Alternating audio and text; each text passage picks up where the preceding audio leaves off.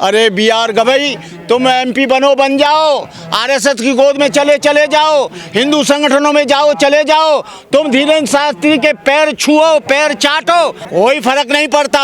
लेकिन अम्बेडकरवादी आदमी तुम्हारा विरोध करेगा, तुमको देश में किसी मंच पर नहीं आने देगा, चाहे तुम चीफ जस्टिस नहीं, चाहे तुम भगवान रहे हो, चाहे देश के कितने भी बड़े राष्ट्रपति बने हो। ये लोकतंत्र है, हमारी मान्यता है। जब तुम पर कोई परेशानी आती है तो कहते हो मैं अम्बेडकरवादी हूँ, मैं बुद्धिस्ट हूँ, और जब परेशानी हट जाती है तो धीरेन्द्र शास्त्री के पास जाते हो। धीरेन्द्र शास्त्री के पास क्या लेने गए? जादू लेने गए, टोना लेने गए, झाड़ फूंक लेने गए, जातिवाद लेने गए, वन व्यवस्था लेने गए, मनुस्मृति लेने गए। उसके पास क्या था जो तुम गए? तुम्हारे लिए और तुम्हारे समाज के लिए उसके पास क्या है?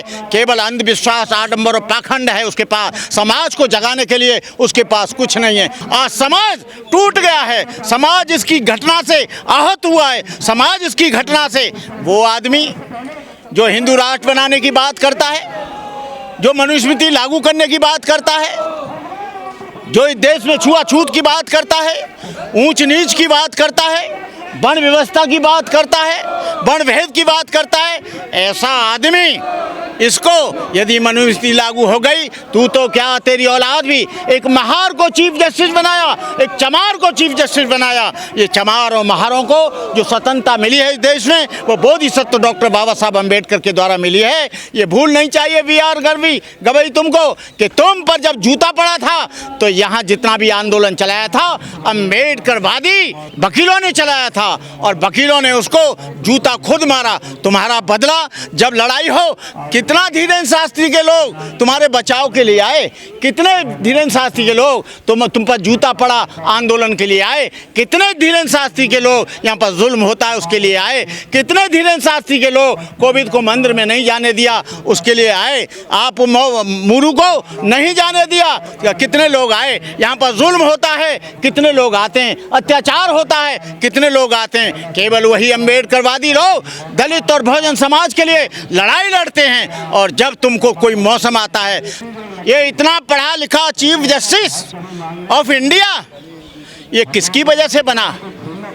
इनको जाना चाहिए था महू छावनी, जाना चाहिए था चैत्यभूमि, जाना चाहिए था दीक्षा भूमि, जाना चाहिए था बोध गया, जाना चाहिए था कुशीनगर, जाना चाहिए था सारनाथ, जाना चाहिए था लुम्बिनी। लेकिन ये, अरे तेरे को जो दौलत मिली है, शोहरत मिली है, बड़ा पद मिला है, चीफ जस्टिस बना है, वो बोधिसत्व डॉक्टर बाबा साहब अम्बेडकर के संविधान के द्वारा बना है, जो आर्टिकल नंबर 14 है, आर्टिकल नंबर 16 है। आपको पता होना चाहिए कि किसी भी सूत्र को पढ़ने का अधिकार नहीं था। जब से पढ़ने का अधिकार मिला, LLB करी, तो ये जुडिशरी में गया तो चीफ जस्टिस बना। ये ऐसे धोखेबाज, ऐसे बेईमान लोग, ऐसे चुरकुट लोग, ऐसा समाज को धोखा।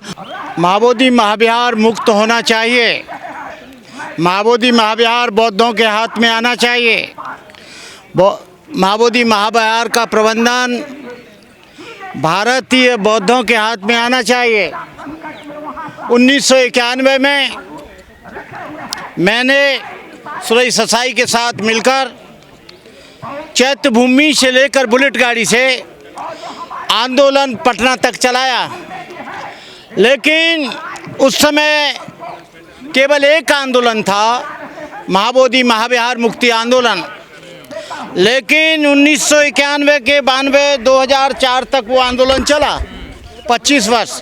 लेकिन उस आंदोलन के बाद, सुरई ससाई आंदोलन के बाद, अनागारिक धर्मपाल ने 1891 में चलाया। उसके 100 बरस बाद 1991 में सुरई ससाई जी ने चलाया। सुरई ससाई जी के साथ मैं और भंते आनंद थे। फिर उसके बाद 2024-25 से आकाश लामा आए। आकाश लामा के आते ही यहाँ पर कुकरमुत्तों की तरह ढेर सारे आंदोलनकारी पैदा हो गए। ये आंदोलन चलना चाहिए, महाबोधि महाविहार मुक्त होना चाहिए। लेकिन LIV की रिपोर्ट में, IB इंटेलिजेंस ब्रांच की रिपोर्ट में, शासन और प्रशासन की रिपोर्ट में, गृह मंत्रालय की रिपोर्ट में ये जा रहा है कि ये सब आपस में फूट पड़ी हुई है, ये आपस में सब एक नहीं है, इनके अलग अलग बैनर हैं। इस आंदोलन को 8 लोग चला रहे हैं इस समय। आकाश लामा ज्ञान ज्योति, हर्ष बोधि, विनयाचार्य, भंते आनंद, सुमित रतन, विमल कीर्ति, राजेंद्र पाल। ऑल इंडिया भिक्षु संघ का भी ये मार्च में शुरू हो गया है। ये 9 लोग जब विघटित होकर आंदोलन को चलाएंगे तो मुझे नहीं लगता कि महाबोधि महाविहार मुक्त होगा। ये सारे लोगों को एक बैनर के नीचे आंदोलन चलाना चाहिए। सारे लोगों को एक बैनर के नीचे महाबोधि महाविहार मुक्ति की आवाज़ उठानी चाहिए। सारे लोगों को, चाहे वो आकाश लामा हों, चाहे ज्ञान ज्योति हों, हर्ष बोधि हों, विनयाचार्य हों, भंते आनंद हों, सुमित रतन हों, विमल कीर्ति हों, राजेंद्र पाल हों, ऑल इंडिया भिक्षु संघ हो, बनते करुणाकर हो, इन सारे लोगों को एक मंच पर आकर एक बैनर के साथ इन लोगों को आंदोलन चलाना चाहिए। कई बार प्रयास किया गया कि ये सब लोग एक मंच पर आएं, लेकिन निहित स्वार्थों की वजह से कोई भी मंच पर नहीं आया, क्योंकि आज ये आंदोलन चंदा और धंधा का आंदोलन बन गया है। यदि निश्चित रूप से उनको महाबोधि महाविहार को मुक्त करना है तो सारे लोगों को अपने मन मुटाव को मिटाकर, अपनी ईर्ष्या को मिटाकर, अपने अहम को मिटाकर, अपनी संस्था को मिटाकर उनको महाबोधि महाविहार मुक्ति आंदोलन समिति ऑल ओवर इंडिया की बनानी चाहिए, ताकि कोई गलत रिपोर्ट शासन को नहीं जानी चाहिए, जिससे गलत रिपोर्ट इंटेलिजेंस ब्रांच हमारी नहीं बना सके। मैं चाहता हूं कि महाबोधि महाविहार मुक्त होना चाहिए। मैं चाहता हूं कि महाबोधि महाविहार बौद्धों के हाथ में आना चाहिए। लेकिन ये कैसे आएगा जब ये 10 लोगों के मैं नाम बता रहा हूं, 10 लोग कोई गलत नहीं बता रहा हूं।